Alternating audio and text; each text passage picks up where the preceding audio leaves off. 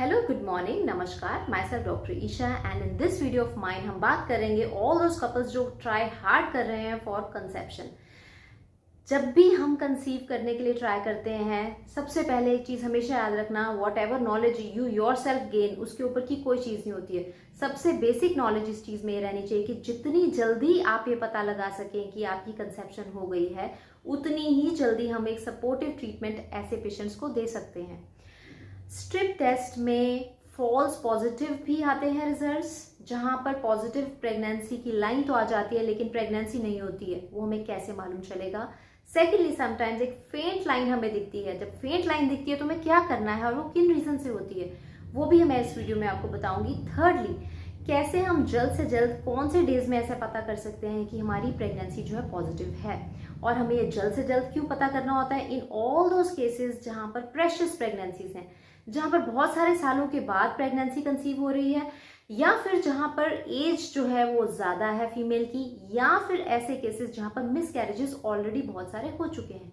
उन केसेस में जितनी जल्दी हम ये पता लगा सकते हैं कि प्रेगनेंसी कंसीव हो गई है, उतनी जल्दी एक सपोर्टिव ट्रीटमेंट हम उसको प्रोवाइड कर सकते हैं। First and foremost thing is, basic चीज आपको पता होनी चाहिए कि when ever ovulation happens, ovulation कौन से डेज पे हो जाती है? 12th, 13th, 14th, maximum 15th day पे मोस्ट ऑफ द केसेस में। इरेगुलर ब्लीडिंग के केसेस में ये जो ओवुलेशन के डेज हैं ये आगे बढ़ सकते हैं। इरेगुलर ब्लीडिंग के केसेस में कैसे स्ट्रिप टेस्ट करना है, कौन से डेज में करना है, वो भी मैं आपको बताऊंगी। सबसे पहले नॉर्मली क्या होता है, ओवुलेशन हो गया, 24 to 48 आवर्स के लिए फॉलिकल अवेलेबल है प्रेगनेंसी के लिए। जैसे इसको उससे फ्यूज करता है, विद इन 5 to 6 डेज उसको ट्रेवलिंग टाइम लग जाता है ट्यूब से पास करने में, देन यूट्रस में पहुंचने के लिए। तो इम्प्लांटेशन जो है मोस्टली 8th डे से 16th डे पे होती है। जब इम्प्लांटेशन यूट्रस में हो जाती है तो क्या होता है, जो एम्ब्रियो है उसकी 2 टाइप्स की सेल्स होती है। एक होती है ट्रोफोब्लास्टिक एक्टोडर्मिक सेल्स जो बाहर वाली साइड पे होती है, इनर सेल मास होता है जो अंदर होता है। अब जो बाहर वाली सेल्स की लाइनिंग होती है वो एक हार्मोन सिक्रीट करने लगती है, and that hormone is known as beta HCG. ये हार्मोन यूट्रस से फिर मदर मैटरनल ब्लड में ट्रेवल करता है, एंड मैटरनल ब्लड से फिर ये यूरिन में ट्रेवल करता है किडनीज के थ्रू एक्सक्रीट होके। जब ये यूरिन में एक्सक्रीट करता है एंड हम स्ट्रिप टेस्ट करते हैं, बीटा एचसीजी लेवल्स पॉजिटिव आते हैं। पॉजिटिव आते हैं मींस एम्ब्रियो बना हुआ है, एम्ब्रियो सिक्रीट कर रहा है अपना हार्मोन। अभी क्या करना है, हमें 8th डे से लेके, जब भी आपकी ओवुलेशन होती है, आप उसके बाद अगर आप sometimes 8th to 10th day पे भी कुछ केसेस में स्ट्रिप टेस्ट करते हैं तो पॉजिटिव रिजल्ट आ जाता है और हमें जल्दी से कंफर्म हो जाता है कि प्रेगनेंसी पॉजिटिव है।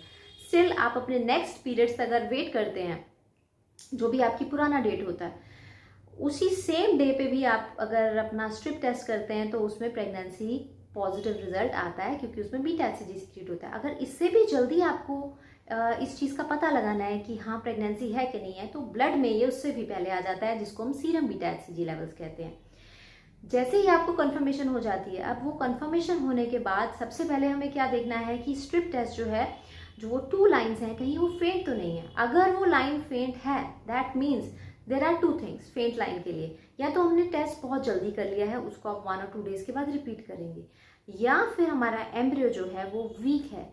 वीक एम्ब्रियो अगर है और आपका पहले भी हैबिचुअल अबॉर्शंस रह चुके हैं, without wasting any time you have to start with, there are many good herbs, phyto nourisher medications जिसको बोलते हैं। फीटो नरिशर मेडिकेशंस क्या करती हैं, आपके बेबी का कार्डियक पोल, उसकी कार्डियक एक्टिविटी, देन उसके नर्वस सिस्टम की रिप्लेनिशमेंट, ये बहुत सारी चीज़ें, क्योंकि in the first 3 months organogenesis happens, different organs की फॉर्मेशन होती है, and along with that mostly ऐसा देखा गया है कि when ever a person conceives, तो जब तक उसका टमी नहीं नजर आने लगता है तब तक ऐसा समझा जाता है अभी तो उसकी तरफ ज्यादा ध्यान नहीं दिया जाता है। जबकि what I feel is, when ever जब टमी विजिबल होने लग जाता है ना, तो बेबी बहुत हेल्दी हेल हार्टी हो जाता है, वो अपना ध्यान खुद से रख सकता है। जब वो वीक है, सेलुलर स्टेज पे है, 1 cell 2 cell, जैसे जैसे first day, second day, third day बहुत ज्यादा इंपॉर्टेंट होते हैं। Similarly first month, second month and third month, once उसका कार्डियक एक्टिविटी अच्छा है, हार्ट अच्छे से डेवलप कर गया है, नर्वस सिस्टम अच्छे से डेवलप कर गया है, देन वो इस काबिल हो जाता है कि अपना ध्यान खुद से रख सके। तो हमारे लिए वो first days always very important होते हैं प्रेशियस प्रेगनेंसी के केसेस में। उन फर्स्ट फ्यू डेज में जल्दी से अपना स्ट्रिप टेस्ट से प्रेगनेंसी कंफर्म करना होता है। इन केस हम देखते हैं कि फेंट लाइन है तो हमें 3 मंथ्स के लिए अपने बेबी को सपोर्ट करना होता है। There are herbal feto nourishment medications जो बहुत अच्छे से ऑर्गेनोजेनेसिस में हेल्प करती हैं, जो बहुत अच्छे से cardiac activity, cardiac pole, nervous system replenishment, इन सब चीज़ों पे ध्यान देती हैं।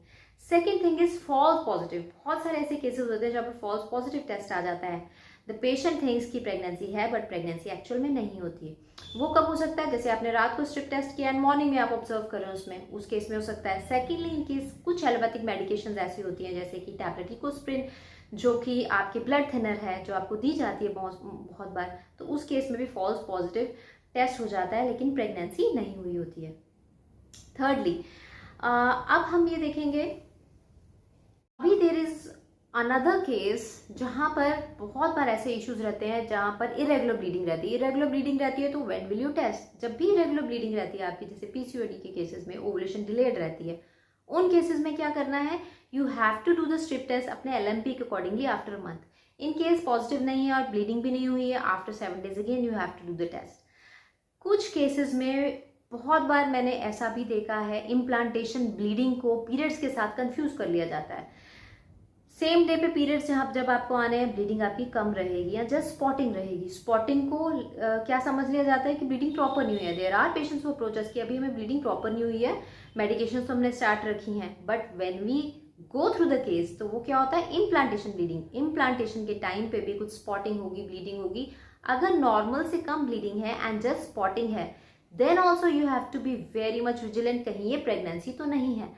And then also you have to go for either serum beta HCG levels या यूरिन टेस्ट कराना है, क्योंकि प्रेशियस प्रेगनेंसीज में जितनी जल्दी हम ये कंफर्म कर लें कि हम प्रेग्नेंट हैं, उतनी ही जल्दी हम उसकी सपोर्टिव ट्रीटमेंट बेबी को देते हैं।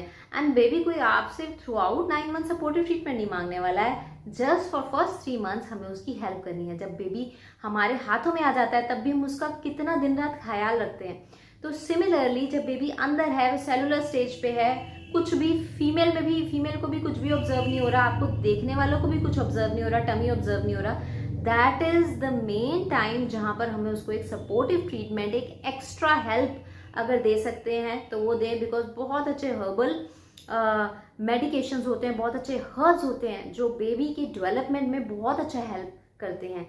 And not only it's like folic acid, normally क्या है फर्स्ट 3 months में just folic acid for organogenesis, they are much more different, गर्भ को पालन पोषण करने में हेल्प करते हैं। These are the medications which have been used from centuries.